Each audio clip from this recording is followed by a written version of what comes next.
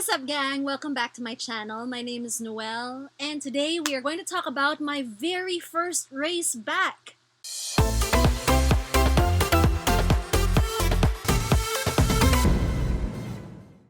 So if you've been following along on this channel for quite some time, you would know that my last ever race that wasn't a virtual race was back in January of 2020. It is now May 2022. A lot has changed in the world, and this was the first opportunity I had to get back to racing, especially triathlon. A lot of the events that I did over the course of the past 2 years were virtual. They were cumulative bike and run events. And so this is the first chance I had to put together a swim, bike, and run in one event. Actually, the last time I was out on my bike in the outdoors was in January 2021. So it was kind of a landmark to do this race. The race I did was the Clark Triathlon Classic, and it happened on May 15, 2022 at Fontana Resorts in Clark Freeport Zone. So that's a little bit up north in Pampanga. It's one of the usual venues for shorter distance triathlons available to those of us who are living in the Luzon area. I think I signed up for it after I came back from my Thailand trip, which was in March, early March. I was starting to feel that there was a bit more leeway, there was a bit more freedom to our movements. And so I felt empowered to sign up for the race, and then promptly forgot all about it because that time was a little bit of a contentious time for this country. It was the lead up to the 2022 national elections, and of course, passions ran high.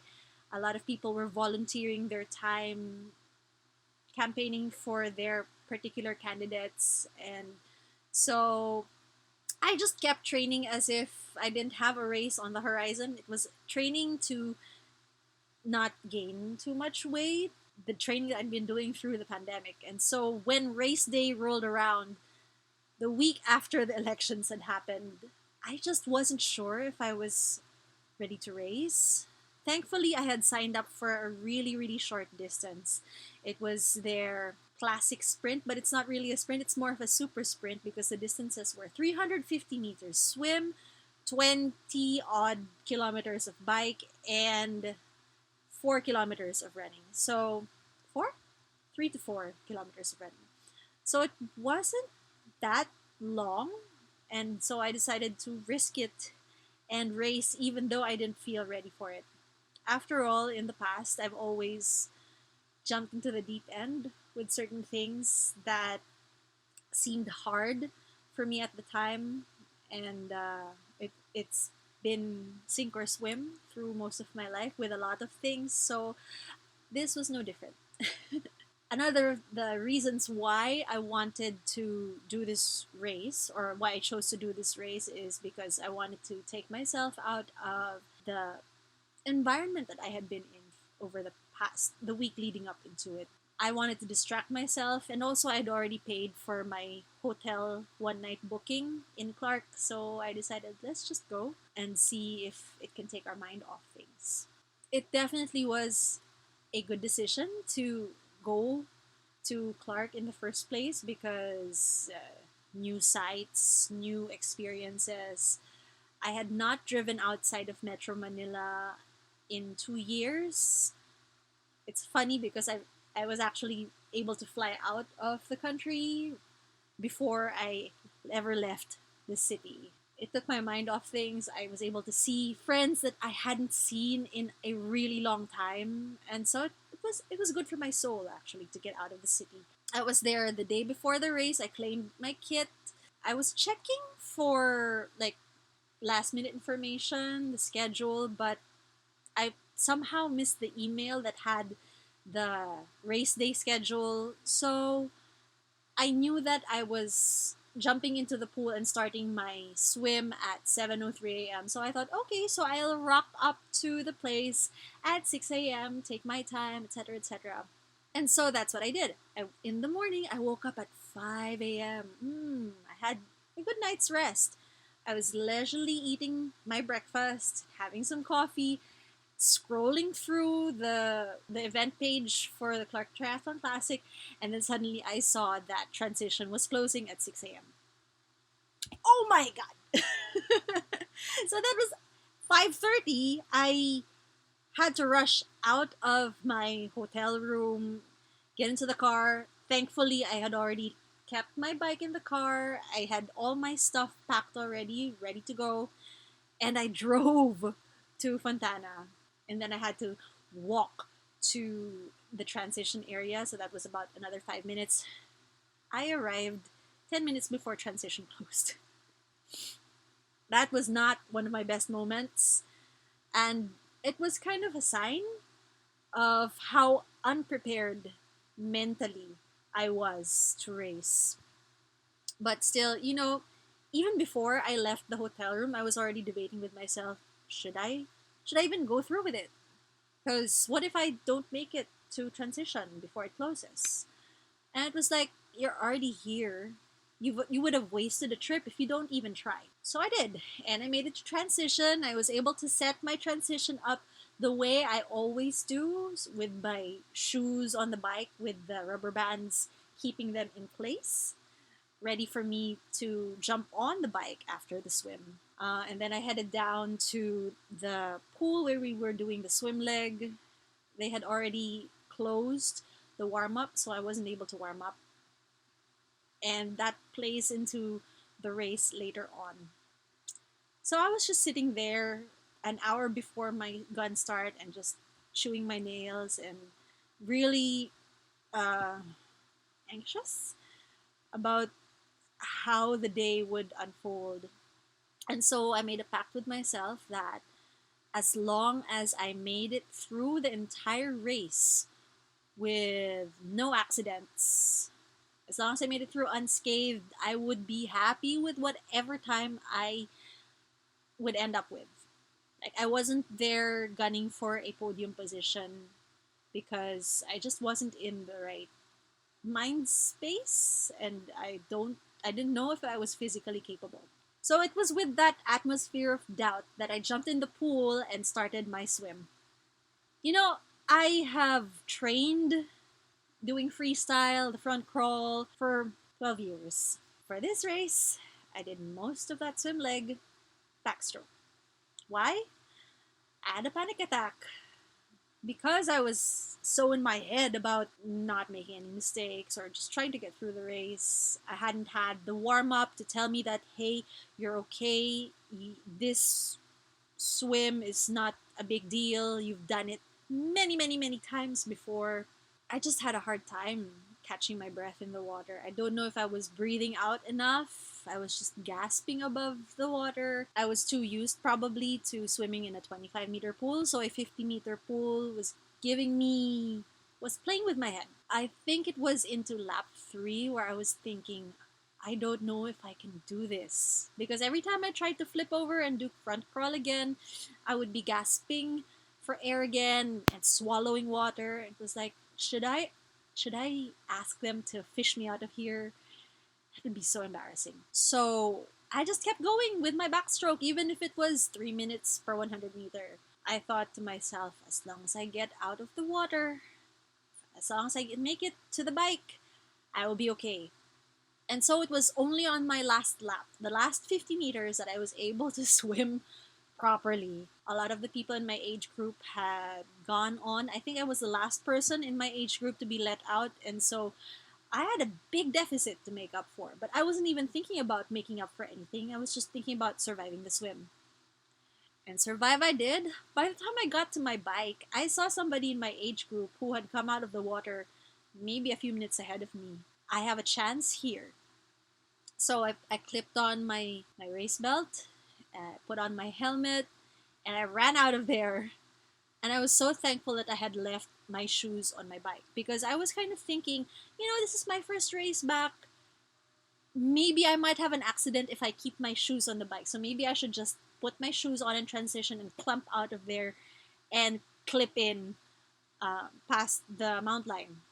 But I was so thankful that I put my shoes on my bike because that really shaved off many, many precious seconds off my race time, and it put me further ahead than I would have been. Now, the bike route was only one lap of an established route that the organizers had done. You basically exit the resort and go to a place which they call the wall. That's because there's a wall, a perimeter wall on one side of it, and if you're taking, you can go straight down and it's a nice downhill, but then you have to go back up it. And it's kind of a what they call a makunat uphill. Something that you have to grind up. As I exited the resort and I was going down towards the wall, I had to brake because there was a speed hump. And when I braked, I realized that my front brake caliper wasn't engaged. That's because when I transport my bike, I take off the front wheel. I'd put the front wheel back on, but I hadn't engaged the front caliper. That was an accident waiting to happen. So I decided no mistakes, went to the side of the road, engaged the caliper, and then went on my way. I enjoyed that bike ride actually because I was taking it easy going down. I thought I have to save my strength because I have to come back up this way, and I don't know if my legs have the strength to push if I already used them up on the way down. Besides, it's downhill, so it's easy. It's relatively easy if even if I use normal effort on it. Pretty uneventful bike leg. A few people overtook me, a few women overtook me. I don't know if they were in my age category or not. There were also a few people I overtook on the back end of the bike going uphill. So I knew that I had made the correct decision to take it easy going down so that when I came back up, I would have a lot of reserve left. And so I came into transition, put my running shoes on, and the shoes I brought were shoes that were gifted to me by Nike back in early 2021. These were the Tempo Next Percents, and they're kind of like the training shoe for one of Nike's super shoes. So I felt pretty confident that these shoes would carry me through the race and they would be the best shoe for me to use, especially since I wasn't that fit on the run. So I ran out of there, measuring my efforts still because I saw that it's an out and back course. I saw that the going out was downhill, so I knew that coming back was going to be uphill. And so, yeah, I took it easy going down, and then I started seeing other people coming back to me. I mean, I was reeling them in. So I think I picked off two people going out, and then coming back maybe about 500 meters towards the finish line, I picked off one more person. So I was like, well, okay, I'm pretty okay.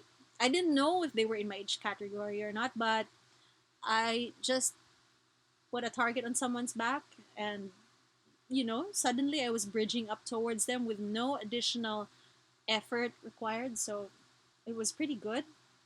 Towards the end of that run, though, I was like, this is it. I am so thankful that I didn't do the full version of this event, which was double everything, because I would not have lasted another lap on that run. And so I crossed the finish line. I was really happy. The organizers actually interviewed me for their post-race same-day edit.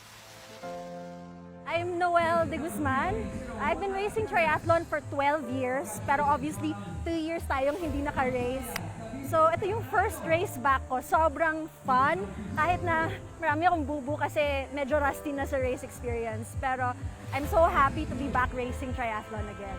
And then a few minutes later, I find out that I'd ended up in third place in my age group. I have been racing triathlons for, this is going to be the 12th year. I first did a triathlon in November 2010. So it's going to be 12 years. Back then, the people who were into triathlon before me, they were talking about something called veteran moves. If you've been doing this sport long enough, you know your capabilities, you know your strength, and you know where to apply the effort to get the best result. On that race day, I found out that I had veteran moves of my own. All in all, I was about 6 minutes adrift of first place. I was not going to catch her at all. not even second place. And both of them are athletes that I know and respect, and they have been training well through the course of the past 2 years, so well deserved for them to get those two places. I don't know if I deserve third place, but I am there. I simply did my best effort.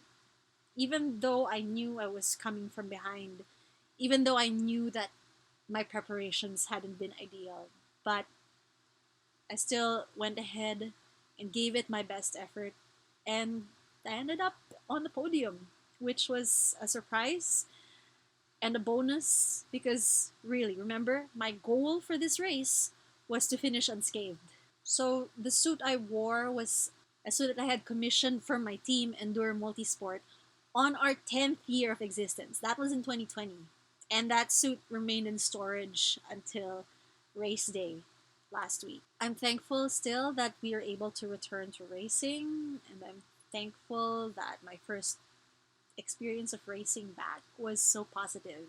As for the shoe that I used, that was its first race and its last. Because apparently these super shoes don't do very well when they're kept in storage for a while. I hadn't used that pair of shoes since March of 2021, thinking that they would keep. Many thanks to Nike. Those shoes are super, but you do need to use them to make sure that you maximize the value of the shoe. Because once you store it, moving onwards, I did this race because I wanted to gauge where I'm at with my fitness, and I didn't want to think about doing any other races before I had seen what I could do. Now that I know my capabilities, I will probably do a bit more racing towards the end of the third quarter of the year, towards the fourth quarter of the year. Probably the new Clark City Triathlon.